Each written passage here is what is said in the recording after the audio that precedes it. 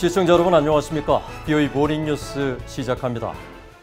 국무부가 대북 제재는 북한의 민생이 아니라 핵과 미사일 개발을 겨냥하는 것이라며 일각에서 제기하는 대북 제재 완화 주장을 일축했습니다. 특히 북한 정권이 재원을 빼돌리고 외부 지원을 불합리하게 막아 북한 내 취약계층의 고통이 가중되고 있다고 비판했습니다. 조상진 기자가 먼저 보도합니다. 미국 국무부가 또다시 대북 제재의 대상과 목적을 분명히 하면서 중국과 러시아, 한국 정부 등에서 주로 제기돼온 제재 완화의 필요성을 일축했습니다. 국무부 대변인실 관계자는 27일 VOA에 제재는 영내와 국제 평화, 안보를 위협하는 대량 살상 무기와 탄도미사일 프로그램에 계속 자금을 조달하고 이를 개발하는 북한의 능력을 제한하기 위해 가해졌다고 밝혔습니다. 앞서 러시아 외무부 국제기구국 표트르 일리이체프 국장은 지난 19일 러시아가 북한에 대한 유엔 안보리 제재를 완화할 것을 요청했지만 미국이 이 제안을 거부했다고 밝혔고, 중국 외교부의 화춘잉 대변인은 지난달 23일 정례 브리핑에서 미국의 대북 제재 완화를 거듭 촉구했습니다.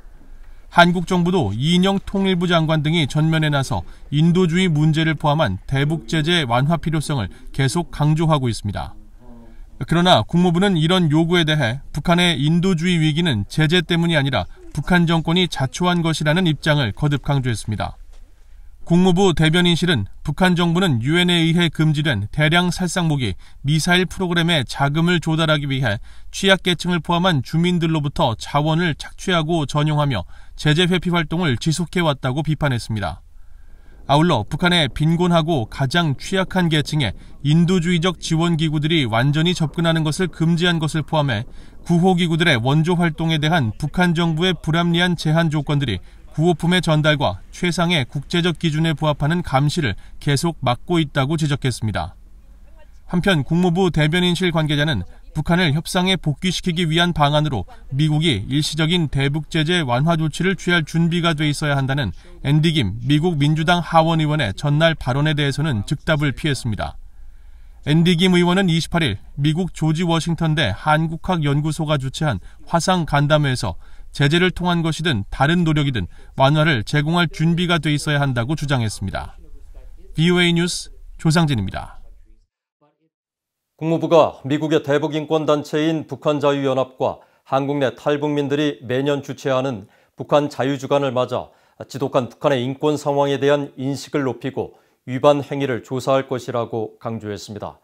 네드 프라이스 국무부 대변인은 28일 성명에서 미국과 한국에서 동시에 열리고 있는 북한 자유주간을 맞아 우리는 북한 정치범 수용소에서 형용할 수 없는 학대를 받는 10만 명을 포함해 세계에서 가장 억압적이고 전체주의적인 북한 정권으로부터 존엄성과 인권을 지속적으로 침해받는 북한 주민들을 옹호한다고 강조했습니다. 이어 신종 코로나 바이러스 대유행을 핑계로 북한 주민들에 대한 통제를 강화하고 북중 국경 지역에서 총살 등의 명령을 내리는 북한 정권의 조치에 경악을 금치 못하고 있다며 국제사회는 북한 정권의 만행에 지속적인 목소리를 내야 한다고 밝혔습니다.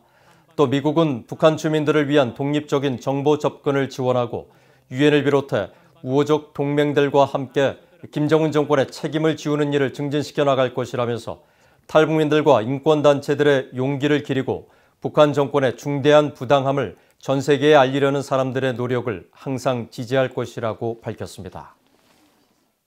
미국 연방수사국 FBI가 최근 대북 제재 위반 혐의로 기소된 뒤 행방을 감춘 싱가포르인 사업가를 지명 수배했습니다.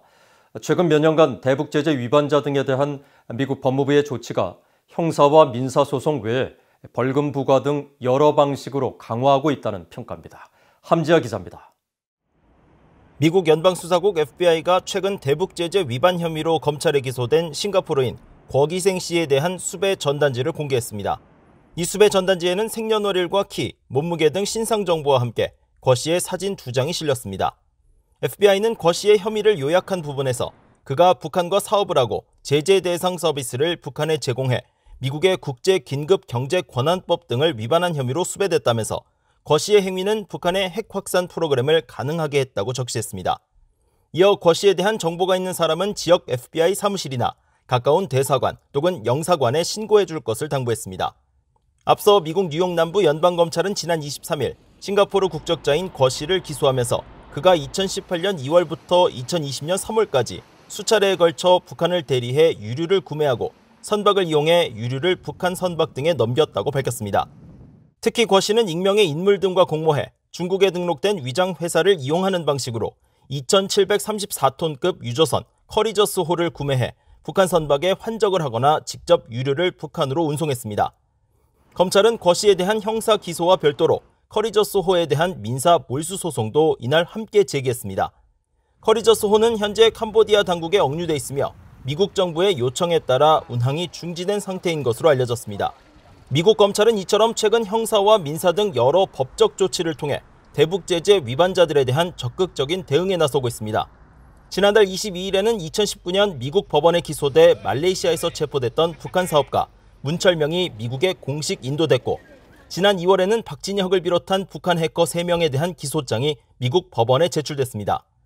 이에 앞선 지난해 9월에는 말레이시아에서 활동하던 또 다른 북한 국적자 리정철과 리우경 등 3명이 금융사기와 자금 세탁 공모 등의 혐의로 기소됐고, 지난해 5월에는 조선무역은행 관계자 등 북한 국적자 28명과 중국인 5명이 긴급경제권한법과 국제돈세탁 위반 혐의 등으로 대거 기소됐습니다.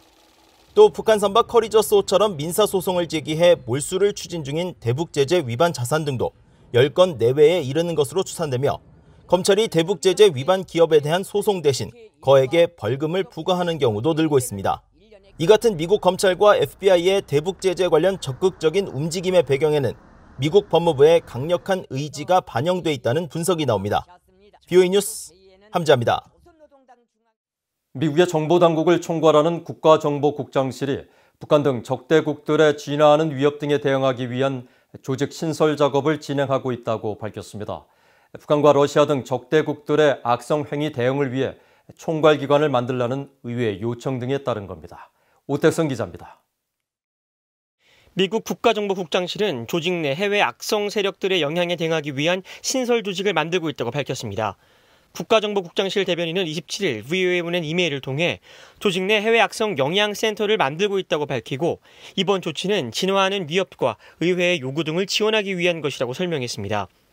진화하는 위협과 관련해 국가정보국장실은 최근 공개한 2021 연례 위협평가 보고서를 통해 중국과 러시아, 이란, 북한을 미국에 대한 주요 위협으로 평가했습니다. 특히 북한이 제기하는 위협에 대한 평가는 최근 각 미국 정부 부처에서 잇따라 나오고 있습니다. North Korea may take aggressive and potentially destabilizing actions to reshape its security environment and will seek to drive wedges between the United States and its allies. These efforts could include the resumption of nuclear weapons and intercontinental ballistic missile testing. 앞서 국무부는 지난 1월 중국과 러시아, 이란, 북한 그리고 다른 사이버와 신흥 기술 경쟁국들과 적국들이 야기하는 미국의 국가안보에 대한 도전이 증가했다면서 국무부가 사이버 공간 안보 신흥 기술국의 설립을 승인하고 이 부서의 설립을 진행하도록 지시했다고 밝힌 바 있습니다. 또 로이드 오스틴 국방장관은 지난 1월 상원 군사위 인준청문회에 제출한 서면 답변에서 중국과 러시아와 동일한 수준은 아니지만 이란과 북한도 위성통신 방해 역량이 진화하고 있다면서 우주발사 역량이 향후 탄도미사일 기술과 연계될 가능성을 지적했습니다. 의회 요구와 관련해서는 미국 의회가 지난 2019년 발효된 국방수권법 조항에 정보당국의 해외 악성 영향 대응센터 신설을 명시했습니다. 그러면서 신설 조직의 임무는 러시아와 중국, 이란, 북한 등 적대국들의 악성 행위를 평가하고 대응하는 것과 관련해 각 부처에 흩어져 있는 노력을 통합한 뒤 범정부 차원의 접근을 통해 관리하는 것이라고 밝혔습니다. 국가정보국실 대변인은 이어 신설될 해외 악성 영향센터는 악성 영향과 관련한 첩보의 조율과 통합에 집중할 것이며 도전을 더 잘 이해하고 감시하기 위해 연관된 다양한 전문 지식을 한데 모을 것이라고 설명했습니다. 또 조직 설계를 완료하기 전에 여러 관계기관과 협의할 것이며 가능한 빠른 시일 내에 해외 악성 영향센터를 설립할 것이라고 밝혔습니다. BOA 뉴스 오택성입니다. 북한을 포함해 미국의 테러 지원국으로 지정된 국가의 특정 개인과 기관, 단체들이 사회 연결망 서비스를 이용할 수 없도록 하는 법안이 최근 미국 연방 하원에 발의됐습니다. 앤디 바 공화당 하원 의원이 대표 발의한 이 법안은 사회 연결망 서비스 공급자들이 테러와 관련된 개인과 단체들의 서비스를 제공하지 못하도록 규제하는 내용을 담고 있고, 공화당 하원 의원 46명이 법안의 공동 발의자로 참여했습니다. 이에 따라 해당 법안이 상하원을 모두 통과하면 북한 등 테러 지원국 정권의 고위 관리들과 기관들은 페이스북과 트위터, 유튜브 등 유명 사회 연결망 서비스를 이용할 수 없게 됩니다.